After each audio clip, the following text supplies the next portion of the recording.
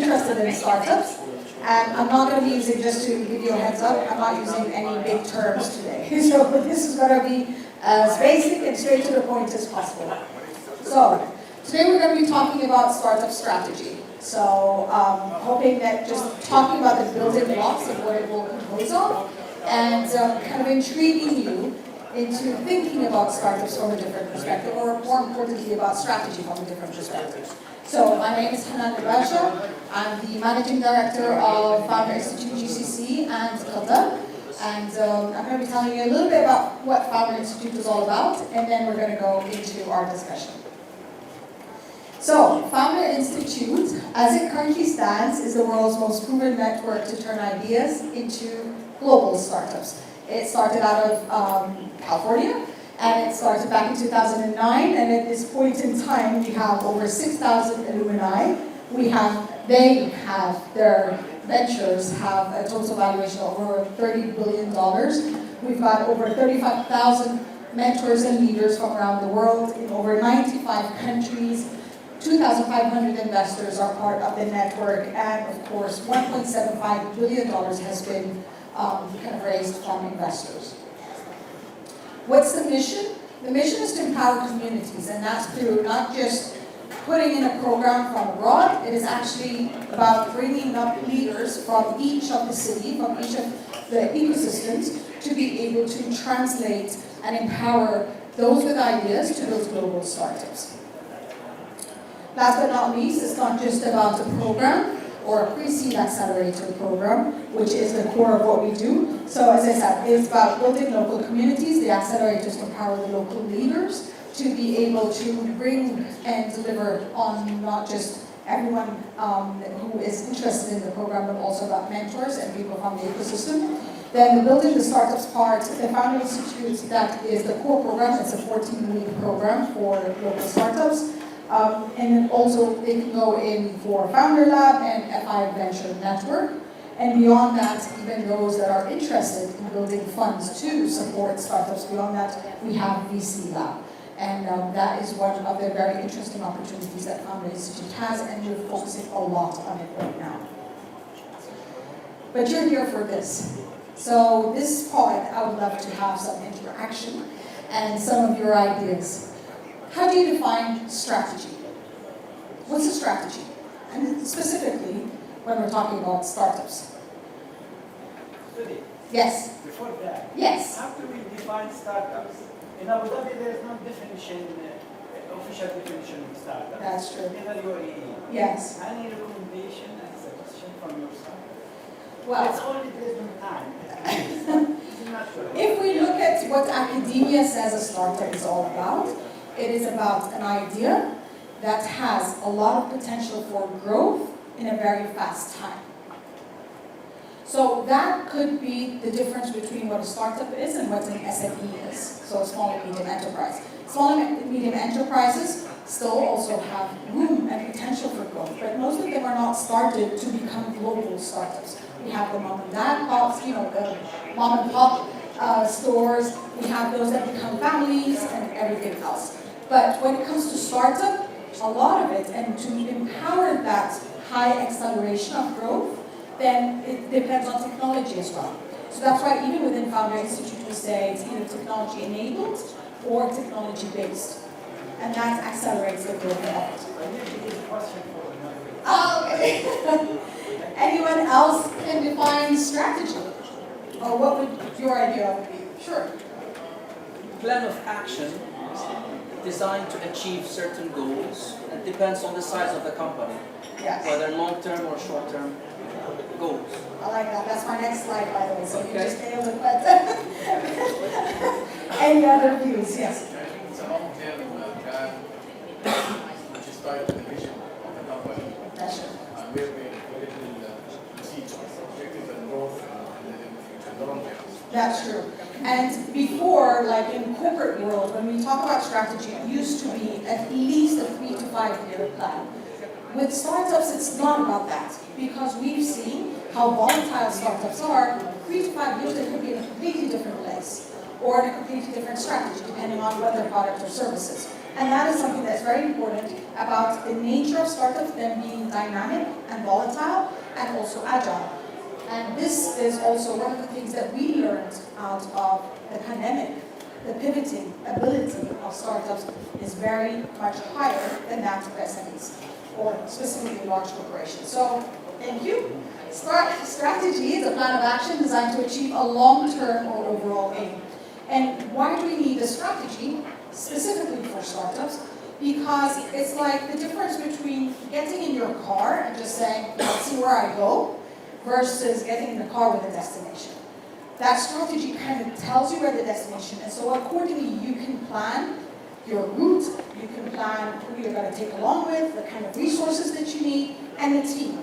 So that's why strategy is important. It's more like a structured plan rather than unstructured. That's it. Okay, so if we want to think about and I want you to think of this, each of the C's like a building block.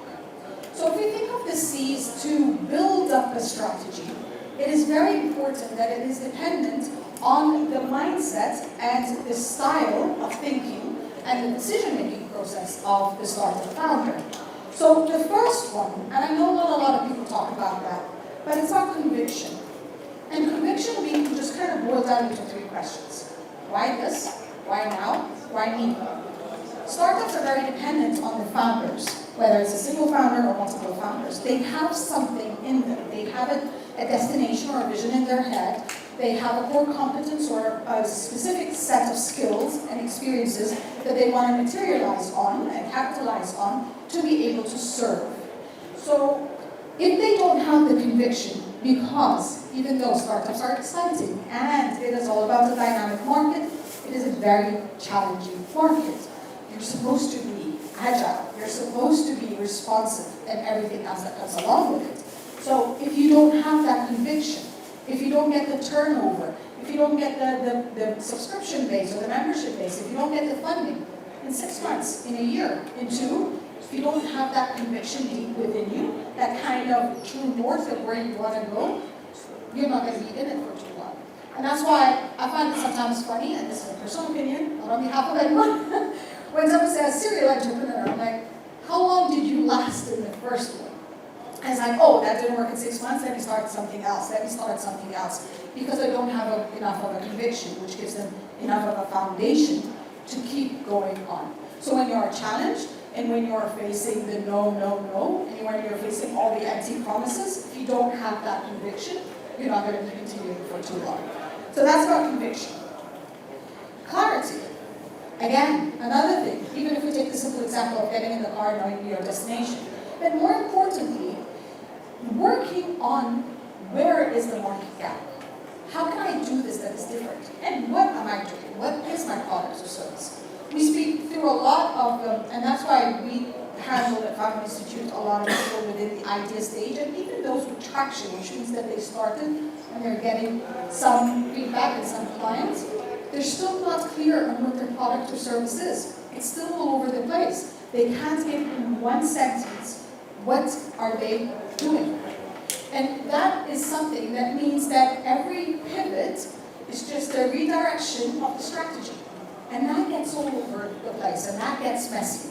So you won't get traction if you don't have clarity. So from that, there's what we call the UVP, unique value proposition. What am I providing that is unique to me, that my company will stand for, that my company will bring, and my venture will bring to the market? We're not saying you all have to be, and all of us have to be the next Steve Jobs. So we're creating an iPod where no one even thought about it before. But even if we're creating another loaf of bread, how is that loaf of bread different from the 20 other loaves of bread that are on the stage? Or on the shelf in the supermarket, okay? And then competition. Who else is out there? And what are they providing? Do you have clarity about that? There are a lot, again, of startup founders that come and say, I'm doing something no one has ever done. Are you sure? Yeah, I'm sure. Did you study the market? Did you check the competition? You could be doing another angle, and that's why it's the unique value proposition. You could be presenting something that is a bit different, but that doesn't mean that no one else is doing it. They could be in the same arena, They're just doing something different, and that's how you differentiate yourself. And last but not least, if you're thinking, and going back to the definition of a startup, it's about growth. How can this grow? Do I have a trajectory in my mind? Is it a growth of a different suite of services or products within my offering? Or is it crossing borders, globalization, we were talking about that a little bit earlier? Or is it about expanding into other ventures and into mergers and acquisitions and, kind of doing vertical, horizontal, and anything else that comes along with it. If there's no room for growth and your positioning or your venture is very specific to a niche, which is just a part of the market, that you only have 100 customers from around the world, where's your growth there? And how can you sustain this? Because that is very important. Our next C, customer centrism. Are you building something that you believe that your customers need, or are you building something that you know your customers are looking for? And this is where the relationship with your customers and customer centrism, as in I'm standing in their feet, like in their shoes right now, I've had the conversations with them, I understand what they're looking for and how I can serve them is very important. Because again, you could spend months, if not years, just working on developing a product or a service, and then you launch it, then everyone's like, I don't want this, or I don't want to pay for this, or this is too expensive, or this is too cheap. Are you conscious of who your customer is, and have you had enough conversations with them to speak their language? So you're not coming, and this was one of my errors at the beginning, is I support women in business and in life, because I'm also a health coach. So when I speak of the language such as alignment, and talking about their future goals, and talking about their why and their core competence, no one got me.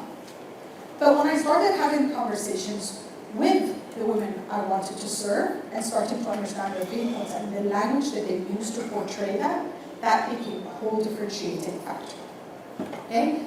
So, who am I serving? That's part of the customer centrism, standing in their shoes and finding out how I can serve them. More importantly, how can I relieve their pain? There is a pain point, whether you are going to space or whether you are creating comfortable shoes. Bear in mind, I don't wear heels anymore because I love sneakers. There is a pain point, so how am I going to serve and relieve that pain point for them? There's an expression that says, what keeps them up at 3 o'clock in the morning? What are they thinking about? Something that could relieve that pain for them. And more importantly, how do I keep them a priority? Is it just because I launched this, that's it, we're good, we're done, I don't need to think about them anymore, I got the sales? Or how do I always make sure that they're a priority, because they're the ones paying for my product or service, and accordingly when they pay, the investors will be interested, the market will pay attention to me, and everything else. And then creation. Okay, now I have clarity, I know what I'm creating, more or less. I've spoken to my customers, I've verified with them what are they looking for. Now it's the creation part. How do I bring my product or my service to the world? Do I need to create it from scratch, or is it building blocks from something else that is already up there? Or is it a tag along for something that I'm offering that's already in the market? Is it dependent on my personal skills, my core competences as a founder? Or do I need more co-founders with me? Or do I need just staff? And again, one of the errors that a lot of the startup founders get into is, we're 5 of us and we're all co-founders. Why are you all co-founders? Because I can't pay them, so I'm going to bring them on as a co-founder. Great, but can you afford that? Because now you just distributed the equity of the business across. Versus, I could give you some shares, but you're not necessarily a co-founder. Or you can work on commission basis. Or there are a lot of other ways to bring in people to support that creation. If you're not a technical person, which is a huge pitfall for a lot of startup founders, because again, startups are dependent on technology, then is there a service, like now there's non-coding to create your MVP, minimum viable product. Or there are other solutions that you can bring on. More importantly, again, how will I fund this creation? Bootstrapping, as in I've got some money, I'm gonna put it in, and once that starts rolling, then I got some more funding, then from kind of the revenues that are coming in, and that will help me build, or I can go for the next kind of level, which is the FFF. They call it family, friends, and fools. I like to think of them as fans or fanatics. They're not fools because they believe in me. So is this enough to give me that funding? Or am I creating really something humongous? We have one of the startups that is enrolled in the GCC chapter right now. They're looking to mine on asteroids. He can't get that funding from kind of his FFF, or he can't bootstrap with that. So he needs to have enough clarity and conviction and customer centrism to be able to say he can go and find investors to support that. Okay? And then last but not least, when will I launch? Timing is really, really important. For a lot of the ideas, some of them are actually very seasonal. So seasonal as in whether they're doing a small business rather than startups, but like if they're doing something related to the holidays, you're not really going to start in the summer because no one is really interested then. You have a crunch time. And thus, does this allow you to grow or not? Can you create enough of your product or service to be able to sustain year-round just in one season? Or is it about what is happening? We know that investors, for example, and this is investment-heavy startup idea, investors have kind of cycles of investment. Or they have times when they're looking at, they have enough of a budget, they want to make sure that that is spent before the fiscal year is over. Or it is about, if it's university students, or it's kind of serving university or school students, your startup idea. Are you doing it when everyone is interested or not? So even the timing is important as you are ready and you are preparing for it. Now the commercialization. You've gotten through to that. Do you have enough of clarity on what are your offerings? What is the definition and the features of the product or the service? So that is the first thing. Now, is it sellable? Am I creating something that I just can't sell? Or it's too expensive? Or maybe it's too cheap that it gets disregarded because people perceive, again, there's a lot of perceiving when it comes to startups offerings, perceive that it will not be as valuable because it's not that expensive. How do I define my pricing? And that's going back to what's in the market. What are the other offerings? Am I specific to niche market, a very niche product, so I can go a little higher with a premium pricing and justify it? Or am I just kind of price sensitive and we'll just go with competitive pricing, what everyone else is offering? But that puts you in a pickle as well sometimes, because then what if your competitors start going lower? Can you afford to go lower? Or can you justify being higher than them? And then it is important to consider the commercial entity, the legality of your business. What is it going to be? Is it going to be, as a startup, you have multiple options? You have multiple markets. A lot of them, the first thing that comes to their mind, Delaware. Delaware is good. Delaware is easy because the process has been established a while back and it's not difficult. But are your investors, if you're looking at the growth of that entity, will your investors be investing in the Delaware entity? Or if you're here in the region, for example, will you be interested in ADGM? So kind of having a legal entity over here where the investors will put the money because they want the money to be spent in the region. Or if you do start here, can you take money out?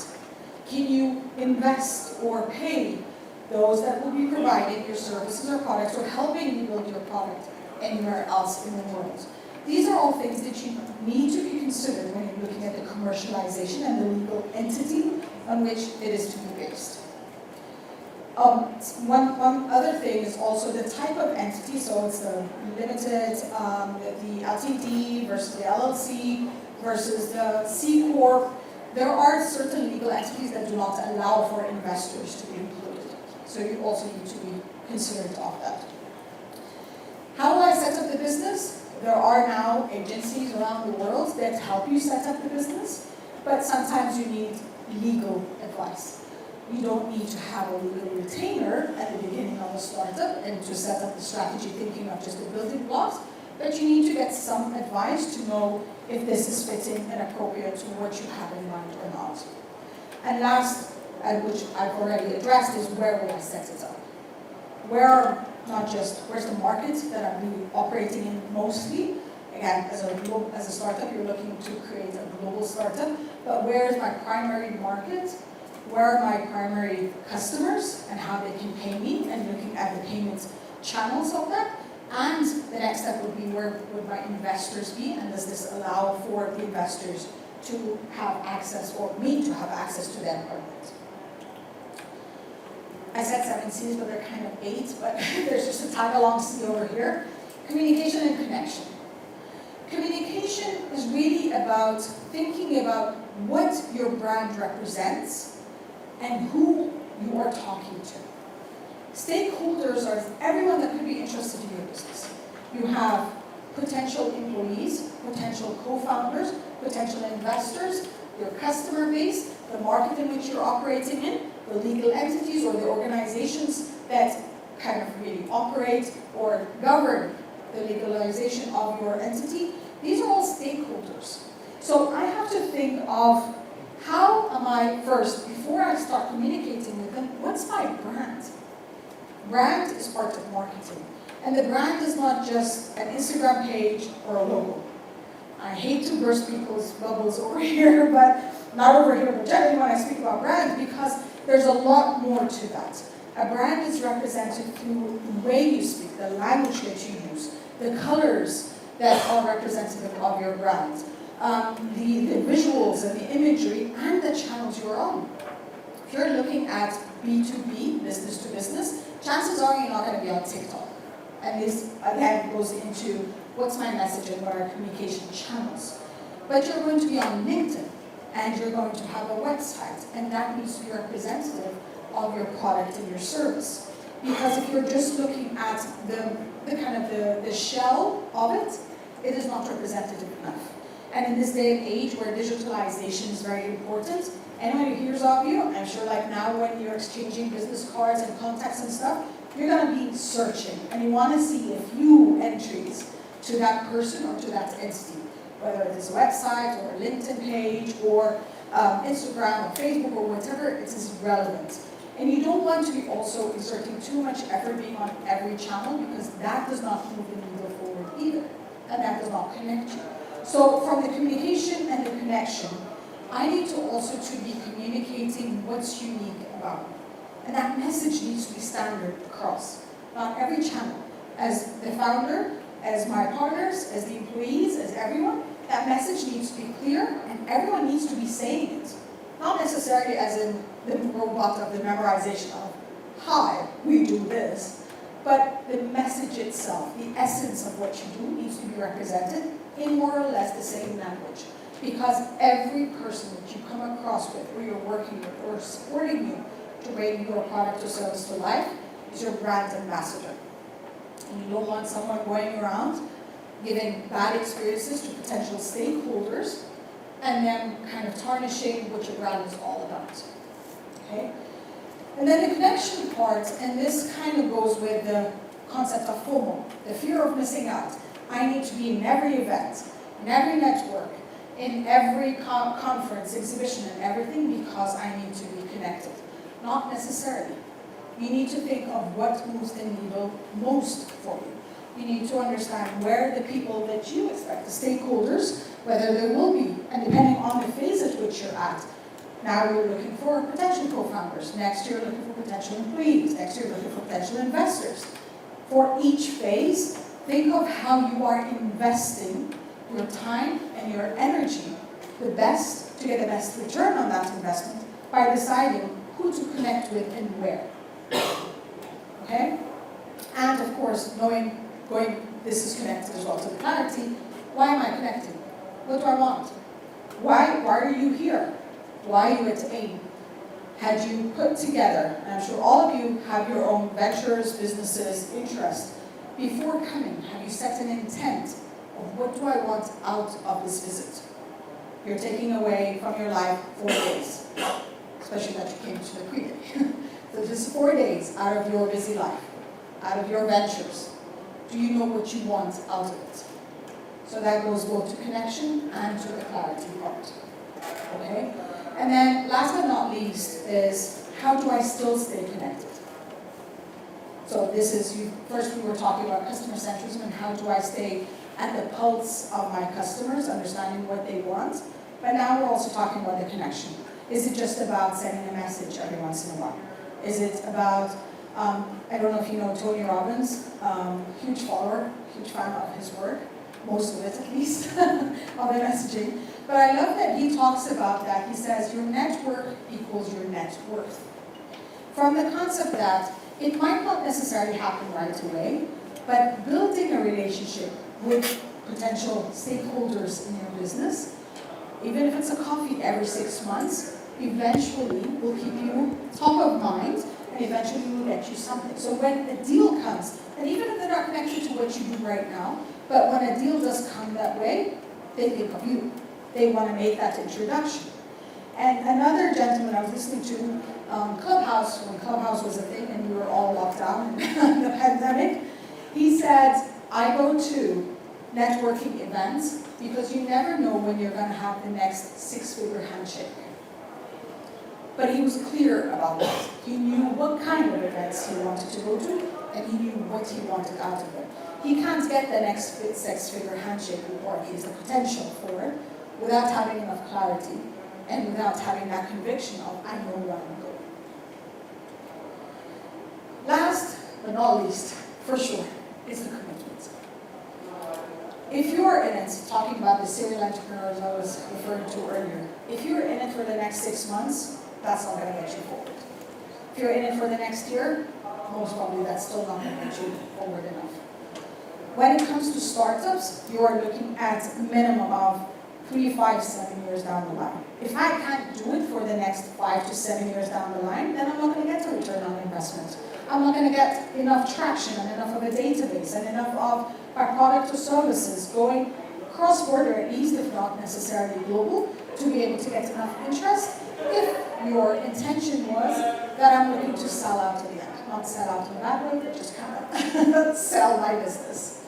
Okay? So that is also important. How long am I in it for? And how long am I interested in it for? The next is, why do I need to show up? And that goes to the commitment, and that goes back to your why, your conviction. Why are you doing this? Why are you doing it now? Why are you doing this specific, in this market, with these people, and everything else? If you can't remember that, and I don't say that because it needs to be jittery and stuff, and I like to say that I don't bounce off my bed like a unicorn every day, happy about what I do. But when I do get frustrated, I like to think of my why. I like to think of the people and the women specifically that I'm serving, and that gives me the commitment to keep going forward. How will I exhibit my commitment? Is it just about being in the office every day? Not necessarily. But it is about being engaged and being excited and looking at what's next and looking at the potential for growth for my business. And the part about commitment is also about you will receive no. A lot of no's. There are people who will promise you things and they don't come through. There are friends and family who will be against you saying, why are you still doing this? It hasn't happened. You have to give up. I like to think of it as you have to build up your immunity to no, because no does break you down one little bit at a time. And if you don't feel the commitment and if you don't have enough of a conviction, you're not going to be able to build up from that. And last but not least, what will keep the lights on? The lights as in, if we're talking about the funding, we're talking about your employee base, we're talking about your customers, we're talking about that. Is it just about money? We all know it's not. But what will keep it going on for them? What will keep the spark going for myself as the entrepreneur, as the venture creator, and for everyone around me? Because that is something that will show the commitment. So, these are the 7 C's. The communication has a connection with it as well. You can put in as many C's as you want. But if you can't bring it all in the middle, and I know it sounds very cheesy when I say that, of course, with a group of professionals who are coming in from all across the globe, but if you don't have the can-do mindset and attitude, the 7 C's are not going to come together. And can-do is not just about, what do you mean, kind of in the morning and let's have a party and all of that. But can-do and mindset is very important, because mindset, as Dr. Carol Dweck was a kind of researcher so on mindset, It is about how you, I like to think of it as how you act, react, and interact with life. If you allow yourself to be reactive all the time, that impacts your mindset. That gets you into the negative, scarcity, and fixed mindset. Versus the other option is when you face a block, you become, or you let's say, employ your growth mindset. Growth mindset allows you to ask different questions. Rather than, why is this happening to me? You will be asking, how can I get out of this? Who can I talk to? How can I approach another client? How can I even pivot my business to be able to be kind of reactive or, let's say, aligned with the developments in the market? We've come over the past few years through so much on a regional and a global level. We had a pandemic, and before that there were a lot of also, of course, economic difficulties. But we've had the pandemic, and then we've had the Russian war, and then we've had the crashes of markets. And now even with the Sudan war, or the conflict in Sudan, that is also impacting further. So if your business and your venture is not just necessarily just kind of reactive to what's happening, but is able to be fluid and agile, and you as yourself, as the entrepreneur, as the venture builder, is able to have that mindset and attitude to say, we can find another way, we can kind of detour from this path a little bit, or take a pivot along, then it is very difficult to stay focused on the building blocks of your strategy. And now we also need to understand that strategy needs to be looked at, not necessarily revised and rewritten, but with the dynamic and volatile conditions around the world, strategies need to be revised and looked at possibly every 6 months to 12 months maximum. You can't just set it up and say, great, we have something that's going to help us work towards the next 5 years. Because then you're going to be detached from reality and from the markets and whatever is evolving around you, and that in itself will not support your longevity and your sustainability as a business. So, that is it. Yes, questions? Yes. If I might add just one thing. Yes. First of all, thank you very much for the beautiful presentation. You're welcome. I mean, I would call this 7 magic C's. Because each one of them, thank you. Each one of them, as a serial entrepreneur, I have memories. The moment when I had moments, convictions, moments where I was not clear enough with my message, moments where I was focusing on investment more than a product, moments where there was not enough creativity and we were relying on certain things, moment where we took a wrong pricing strategy in commercializations and it cost us a lot. Moments where we were not clear in communication with our own team, which creates other problems and impacts the business. And the commitments, moments where we bring on board people who are not fully committed. If I would add one 8th C, which I see super, super important, it has a piece of what is mentioned here, but it deserves to be with the list. It's culture. So, I mean, startups, great culture can take the startup in really far away in a very, very successful manner. And that's the spirit of doing everything. If I would also add one thing on the mindset, which is, I mean, you made it in the middle and in red color, and that means a lot. If I summarize the mindset of a founder who wants to make a successful business in 2 words, I have to combine stubbornness and flexibility in the same time. If I don't bring these 2 together, which are opposed to each other, I'm gonna fail many times and don't learn from my failing. So I have to be stubborn when it comes to the mission and the way where we are going, and flexible on my product and don't believe it that this is the best. I have to be flexible. Thank you very much. I love that. Thank you so much for adding that. And I know, like, when I initially started with kind of that 15 C's, I'm like, okay, we need to go down. This is not forever. But I love the fact that you brought up the stubbornness and the flexibility. And that is also part of, and that impacts culture. But that goes with the ego of the entrepreneur. Exactly. And sometimes it was really important for us to remove our ego from the equation, because that in itself could be blocking you, not just from the venture growth, but also from communicating and connecting with your staff and with your co-founders, with the market, with what is happening, saying, there was a time where I realized, coming out of corporates and then starting on my own businesses with partners and stuff, and then I was like, okay, I'm gonna venture by myself, and I realized ego held me back, because I'm like, come on, I come at this with 20 years of experience, and I've got a doctorate degree, and how can I not do this? How can people not be buying from me? And I realized it was just my ego that was blocking me, because I wasn't listening, I wasn't customer-centric, and I wasn't listening to what do they actually need. I can't force onto them what I believe they need. They actually want something else, and I need to communicate with them from that perspective. So thank you for bringing that up. Thanks. Yes. Yeah, I totally agree with you. I think, an active mindset, a proactive mindset makes you a charismatic leader. Yes. And that encourages you to take more risk, also calculated risk. Yes. And then also it opens up the avenues for you for scalability. Whereas for the active mindset, it only makes you a passive and a servant leader, not a charismatic leader. And that way, no matter how successful your venture may be, you will always keep holding it back. Yes. So you will not be able to scale and take that venture to the level that it has the potential to be. And therefore, having a positive mindset and a proactive approach that really takes you. That's special. Thank you for adding that. And it is important, again, because this connects back with the point about culture. What, in essence, as an entrepreneur, what you are doing is you're modeling.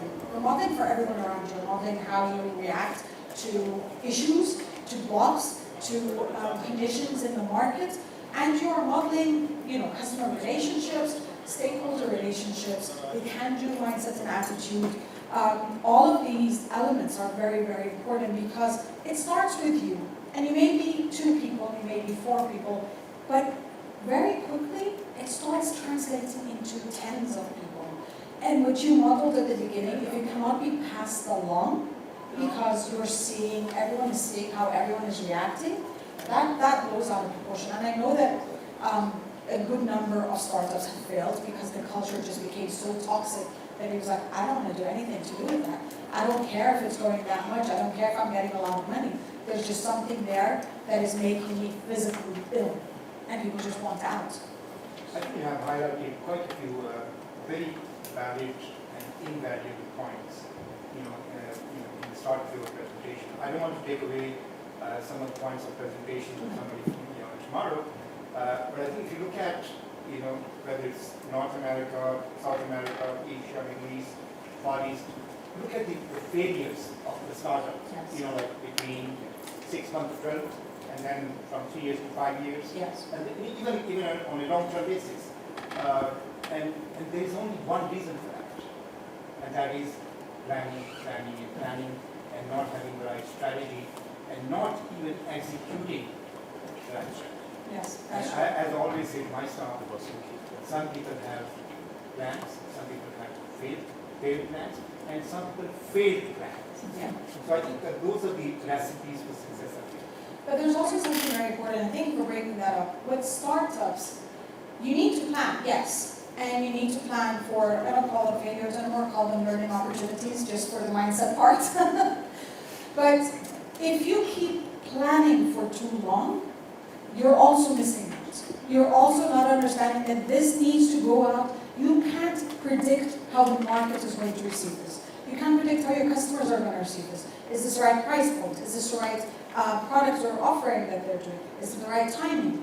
These are all things that we get stuck, and the too much planning goes into analysis paralysis, just because you're paralyzed by too much analytical thinking of the what if.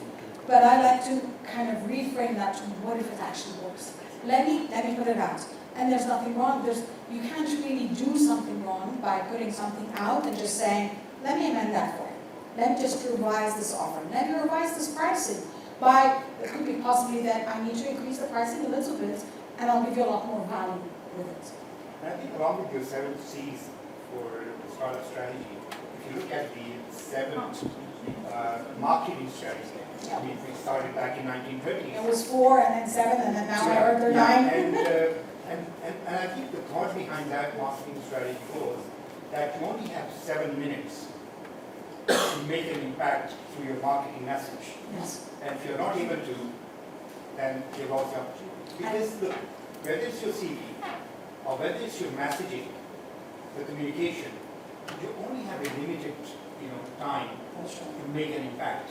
It's just like, you're pitching your idea to the investors, and you only have maybe one paragraph to make an impact. Some people are so impatient, they will not even stay through. In this time and age with digital media and with the busyness and the trends that is all about startups, you actually have 20 to 30 seconds. Whether you are pitching or they're going through social media, and if they, with the pitching specifically, and especially if they're to investors, if they're not leaning in within the first 20 seconds, they're going to be on their mobiles and you've lost them, unfortunately. So it's not even 7 minutes anymore. But yeah, that too. Any other questions, comments that you'd like to share or you'd like further? Yes. No. Okay. I like it when people are like kind of in this contemplative mode. Let me think about that a little bit. I hope that you got some value today, and I'm more than happy to. Yes. Sorry. No, go ahead. It's just like that. The gun comes in the left here. No problem. The last question. Could you kindly share with us what are your key elements that the entrepreneur should focus on to avoid failure? And what are the 3 main successful success steps that we should keep in mind to get into the next stage? Sorry to put you on spot. No, not at all. Let's start with failure, and I think the reframe of learning opportunities, I don't think we should be avoiding failure, because that's how we learn, especially as a startup. If you're not going to launch something and then discover that's not the right offering, that's not the right pricing, that's not the right customer base, or maybe that was too general, or maybe that was too specific, you're not really going to take value out of it. And again, startups are supposed to be agile and supposed to be interactive and supposed to be fluid. And you get that by interacting with your potential market and potential client base. So I would say that that actually is something you don't want to avoid, especially when you're building up. But when it comes to success, I want to say there are 7 C's, but it is important, and what creates success? And let's just kind of redefine or kind of reframe success. Success means that you thought of something that is unique, that has a unique angle of an offering, a product or service, dependent on the market that you're in, depending on the target segment that you're in, that you're connected enough with them, that you start getting traction. And whether that traction is the speediest traction, like, you get, what's your month-to-month growth, and all the abbreviations that the investors ask for, I think that you need to also be conscious of the nature of your business. If you are seeking parameters that are outside of you, and that are just being reactive to what the market is looking for, there are times that you can tank your business really fast without being aware of it. We've seen a lot of startups who theoretically became unicorns or just below and got all the investments, and they went too fast that they lost the essence. Going back to the first or the second C, they lost clarity on who are they serving. They start letting people go. They start having bad customer service. They start realizing that they've got too much offerings, that they've lost the message and the service that they initially started with. I'm not saying you shouldn't be expanding vertically or horizontally into different markets or into different offerings. But if you fail to go back and say, I do this excellently, then my brand is recognized for it. People come to me specifically because they know they're going to get something exceptional for whatever price point. Whether you're selling something for a $1 membership or you are serving B2Bs at $1 million contracts.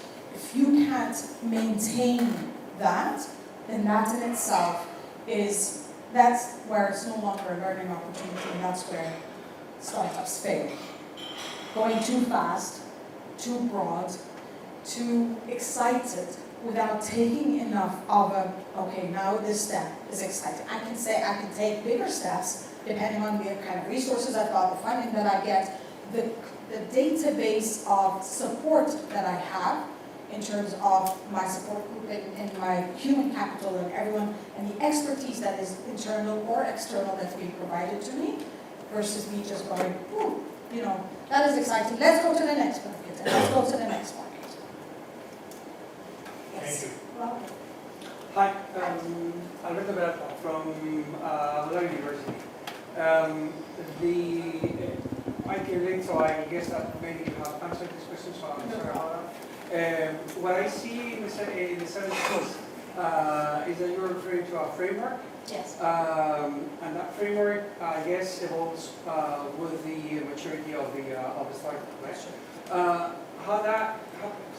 I mean, what is the elements, the priority of elements? They always apparently in the framework the same. Yes. An early stage, how this is ordered. Series C Yeah. startup, Series A. How do you envision this to evolve over time? Thank you for that question. I love that. So bringing it from the phase and the growth phase of each of the startup, they all, as you said, they all have weight. But I think when we are talking about idea stage, for example, if you don't have the conviction, is this a pointer? No. Well, anyhow, if you don't have enough of conviction and clarity, you're not going to get to the point where you're talking about customer-centered. And from that perspective, you can't get to creation. So it's no longer just about weight, it's about kind of phasing out the business. For you to get to Series A, B, and C, technically, you have the 7 Cs. You have your strategy, you know where you're going. But then it is about losing connection with the Cs. And it might not be losing with all the Cs, but it could be that you've got the conviction, you've got the clarity, you know what you're doing, but you've lost connection with your customer base. And now you're starting to offer things that are not needed from their perspective, or the price point is no longer valid to them, or you are trying to upsell too much, or you're not delivering on your promise. Okay? So I think it is about going back at every phase and saying, are we satisfying our strategy that got us here? And from that, at the beginning I was referring to each of the C's as kind of a building block towards a strategy. You know that a strategy is an action plan with a long-term vision. But with startups, the long-term is no longer, or it used to be before when we were talking about starting up with SMEs and everything and talking about strategy, it was a 3 to 5 to 7 year plan. Now startups need to look at this plan. They need to set it up to start with just because they have a destination. They need to look and possibly revise their plan every 6 to 12 months because of the market dynamics. And because startups are all about, how are we growing, what's our traction, what's our customer base, what are investors looking for, and how can we satisfy them. With Series B and C and, as the company grows as well, customer centrism gets lost, the clarity gets lost, but also the communication now, they're focusing more on the investors and making the investors happy and making sure that the numbers are right, so they're getting the next round of funding. And they lose the essence of who am I serving in the first place. So the basics kind of get lost when it comes to more maturity. Again, I don't have right now kind of the case studies, but it is about just having that, let's look at this holistically and then see, are we satisfying where we're going? And are we still committed to where we started, like the vision we had when we started? Evolution happens, new markets open, new product lines and services open, and this all needs you to change accordingly. But it does not necessarily mean that you lose track of where you were going in the first place and what you stood for. I hope that satisfies. Any other questions, comments? Yes. I don't have a question, but the ideas keeps coming. Yeah. Happy. That's a good thing about the conversation. Yeah. So one thing is a lot of founders they don't do, but they try doing it a little bit late, which is not good. So asking and having mentors. Yes. So this is like it's going to save a lot of time. the energy of asking the question, asking for help. Usually founders, they close on themselves and they think that they know everything, and then they think out of the box, but they are in a box. While there are other smart people out there who have track record in certain things, but they can be asked. I remember myself when I designed the first product or the first medical device in 2017, and I was struggling with the IP, intellectual property. The mind of a founder wants to create everything. I have to do it myself, and that's cost a lot of time. But I got an idea that I know someone who can help. And that someone has 2,500 patents worldwide. He's one of the well-known scientists. So I told myself, shall I ask him questions? Shall I send him a message? And then, that inner voice comes to you, no, he will not listen to you, he will not have, until my good inner voice told me, send him a message. I sent him a message. And 24 hours later, he replied to me, he said, I'm ready to speak. We set a meeting, and then he became a mentor. He liked what I'm doing. He helped me in 20 minutes to craft an IP strategy that cost at least $100,000 if I hire a consultant. So, long story short, we need to ask and look for mentors. We cannot be everything in a startup. And we keep learning, but we need mentors who really believe in us. And the other point which I want to add as well is that the beautiful framework that makes the company succeed and the founder and the team succeed. It cannot happen at once. It's impossible. There is nobody who can do all this unless he has a magic stick. But it's a learning process. It's a learning process. And it's a kind of try. You try and then you improve and then you improve. But some of the things cannot be improved. If you get the wrong co-founders on board, that's a kill. If you get the wrong investor on board, that's a kill. 7 Cs, 15 Cs will not help you. If you get the wrong team on board, just like that, by placing an ad and hiring anybody, 1000 C will not help because there will be no execution. So just to summarize, this is beautiful to know from day one that I have to go through all of them. I have to be up and running with each point of what we see on the screen. But I do whatever I can do. But at least I know what I cannot do, and I look for who can help me to do it. That's it. Thank you. Sure, thank you. And you're very right. Chemistry is very important as well. So that's another C we can add here. Chemistry with co-founders, with employees, with investors. One of the mentors that we had on a call once was referring to the investor kind of like marriage, going into a marriage. I'm like, come on.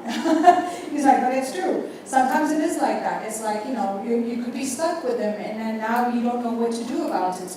And that in itself could hinder your growth. But also with mentors, and this is where the experience part comes in. As you said, as a serial entrepreneur, I'm sure you've had your experiences where it's like, oh my God, what did I listen? And we also warn our founders when they come into the program, because we have a lot of mentors who come on, is if you have enough clarity, but you need the experience part between determining the clarity of what I want to do and the vision I have versus getting swayed every time someone tells you something because in your mind they're a mentor and they have more experience. It doesn't necessarily mean that. You have to also develop this consciousness, and that comes with experience of saying, what can I take out of this that will enable me to do better versus if I get swayed every time and change strategy and change direction just because someone comes with their perspective and their set of experiences telling me what I should be doing with my venture, this is my vision versus this is your vision, then we also need to be conscious of that. So thank you for bringing up the mentoring, but yes, huge thing. Please, go ahead. Hello, Julius. I wanted to understand some of us in the real life of businesses, startups, it is hard to really have a business plan that is fully complete of around 10, 15 pages. Normally, relying on a pitch deck with a few slides, maybe 10, from my experience, it has helped me to save the time of having to always go back and write text of different things in the business plan. I don't know if it's the right approach to do things, but for me, because we are agile in the way how we need to do things, to get things done quick, and most of the investors have to ask for such, especially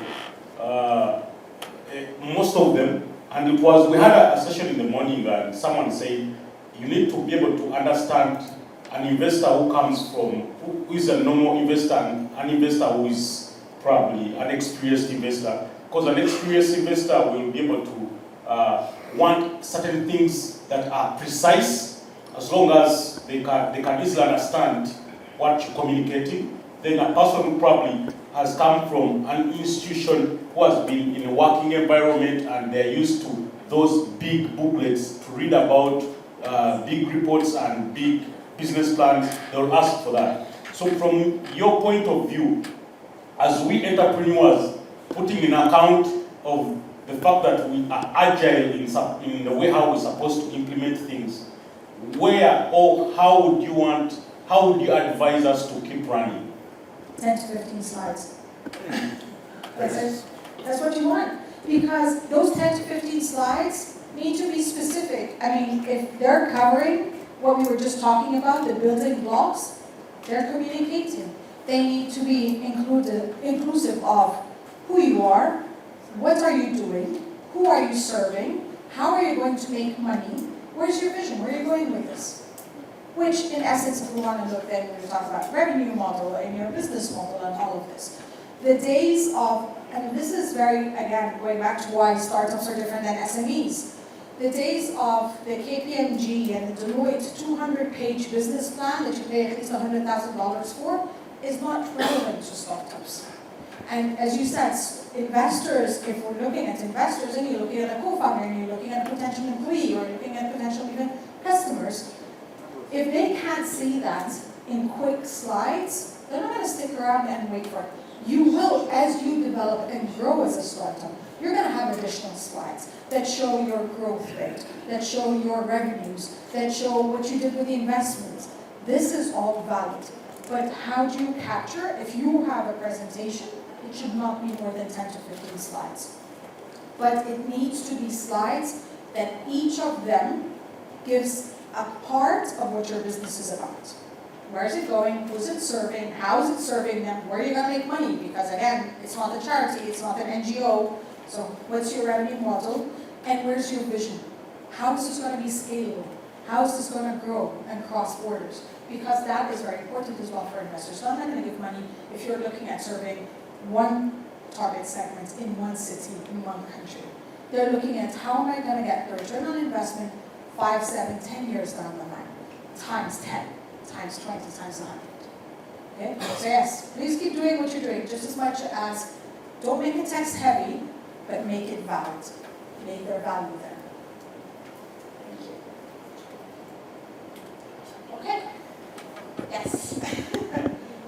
Probably just diverting a bit from No problem. just talking about the Founder Institute. How does it help startups in Abu Dhabi or maybe in general? Thank you. So Founder Institute, we have the core program. The core program, let me just bring up where is it? So the core program is a 14-week program, and this serves both startup there. So this is the one, the Founder Institute, Building Startups. That's 14 weeks, and that serves both those at idea stage and at traction stage. Where they have either it's technology-based or technology-enabled businesses, and again, because we're looking at the growth and the stability of the business. And we're having our graduation of this cohort in a couple of weeks, but we're running again in September. So in September, what we do is we serve the GCC, so there's a chapter that serves all of the GCC, and we have founders coming in from the States, from India, from other places, and that's okay. But we're in over 200 cities at this point in time. And the program is structured, so it goes through more or less, I've wrapped it up in 7 Cs, but there are 14 sessions. And it goes through, let's talk about what's your vision, what are the customer base that you're looking at, or customer orientation, and then looks at the funding, and then the last session, for example, before the graduation, talks about equity and funding. So we have investors coming in talking about how do you look at funding moving forward. Not necessarily as soon as you graduate, but how do you look at it in the future and how it will serve you. Every session is run at this point in time virtually over Zoom, but we're looking at creating some hybrid options as well. And we have mentors, so being selective about the mentors we already have. The mentors are usually experts in the field or in the topic of the session. We do what we call hot seat pitches, so there's an opportunity for the founders every session to pitch their ideas. So they refine them across the 14 weeks, and they build up presentations as well. So at the end of the 14 weeks, they have a whole 5-minute pitch deck. And then the mentors also give a short presentation, 15 to 20 minutes max, about the topic, and there's a Q&A. So that's the structure of the program. Once the program is paid for, but once the founders graduate, so that's the only investment literally that they're paying for, and it's not that much, it's less than $1,000. But once they pay, they are part of the Founder Institute network for life, and that gives them access to Founder Lab and the FI Venture Network, and even for those who are interested in becoming investors themselves or building up a fund, that's where VC Lab comes in. So this is all becomes part of the Founder Institute, and a lot of even the founders now that have graduated, we have them coming back as mentors because they're specialists in a specific area, or they come back and some of them go back and say, I want to lead a chapter wherever they are based in the world. So, welcome. Thank you for asking. Yes, so you want the contacts? Yes. Sure. That's, I'm on the other way, sorry. Good? There we go. So this is for the application. There's a chapter as well in Qatar. I'm also co-directing the chapter in Qatar. It's separate, but we serve the same market anyway. And these are the LinkedIn pages if you're interested in following, and you can send us messages over there.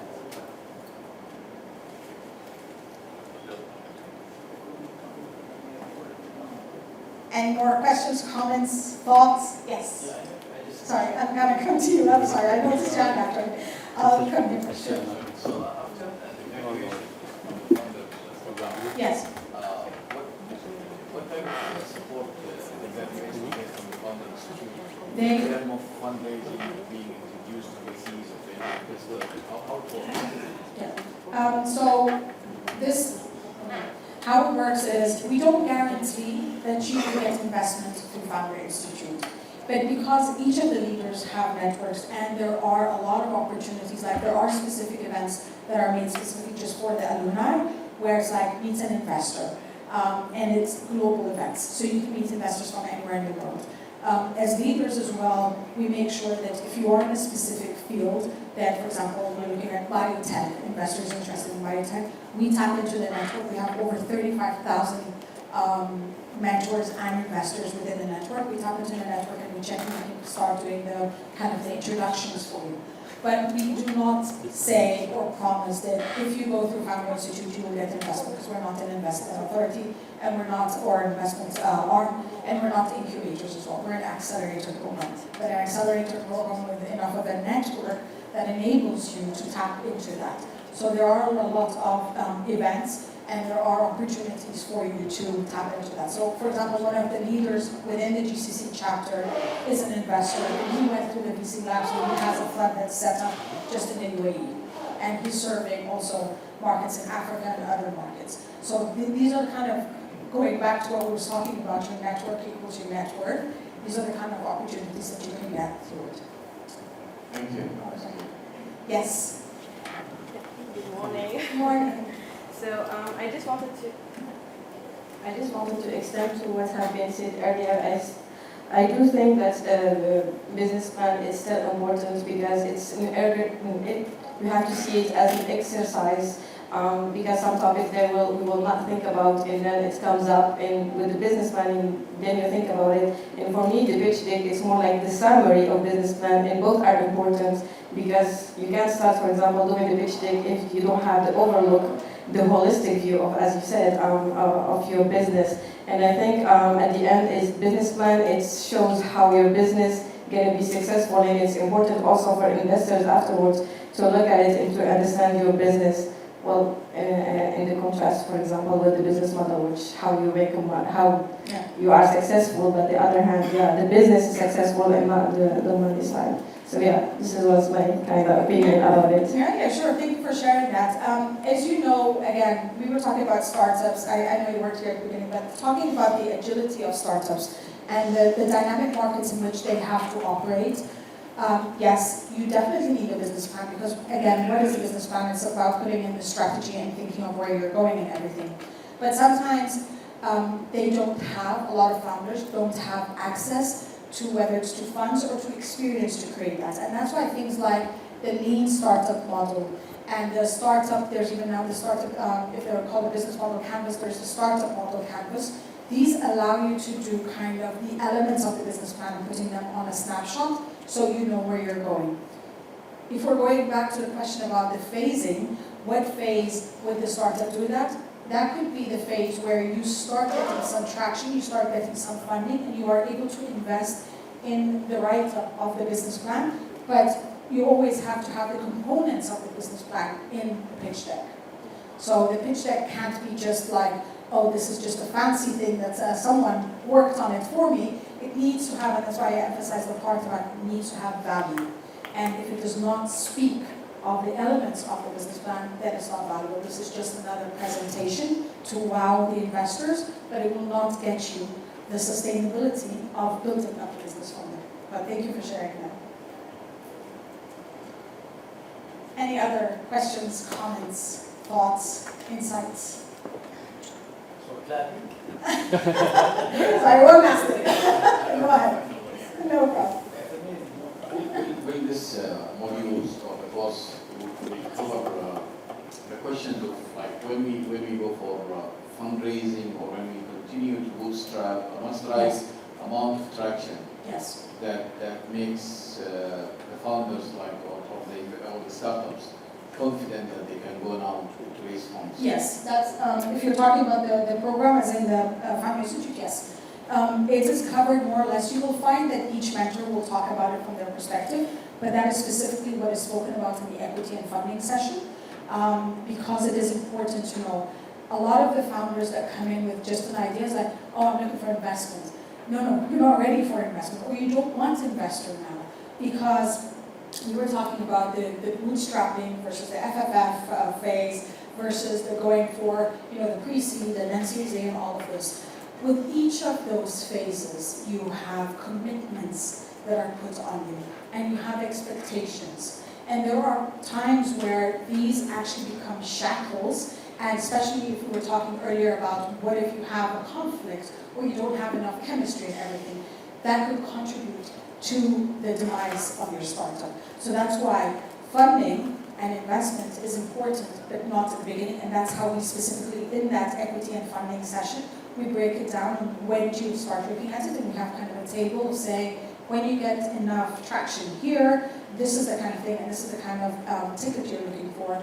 And after the FFF, we have angel investors, which are smaller tickets, as in the value of their investment, but they are a lot more interactive with you, and then you move into the VCs, and then possibly go into the the family offices, and then the bigger funds, and all of this. So with each of that, we make sure you have enough clarity, so you are aware of what to do, and also, if I'm not mistaken, this is specifically for those who are ready after the program, that they're like, okay, I know we have seen that their progress, and especially those that go into the program with enough traction, that they got a lot of progress through the program, we can recommend them for Founder Lab.